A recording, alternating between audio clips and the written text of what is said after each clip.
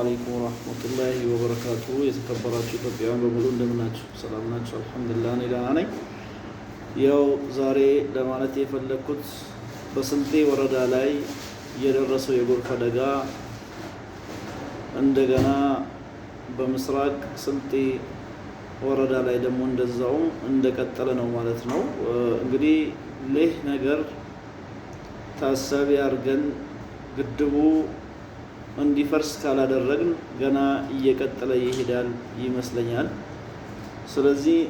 ይህ ግድብ እንዲፈርስ ሁላችንም መነሳት መቻል አለብን ለመንግስት ጥሪ ማቅረብ መቻል አለብን የወረዳው አስተዳደርም ሊያስብበት ይገባል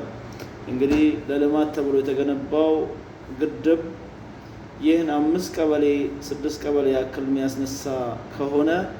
ልማቱ ምን ላይ እንደሆነ ሊታሰብበት ይገባል ማለት ነው ስለዚህ ሁላችሁም ሼር በማድረግ ይህ በምስራቅ ስልጤ ወረዳ አካባቢ የተከሰተው ከጋሮሬ ወንዝ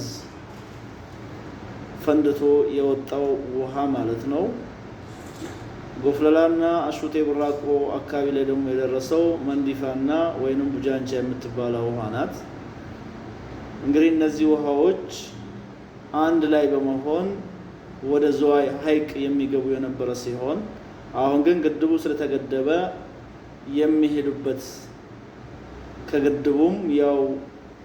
ተይዟል እንግዲህ እዛ ላይ እንትን ተብሏል ማለት ነው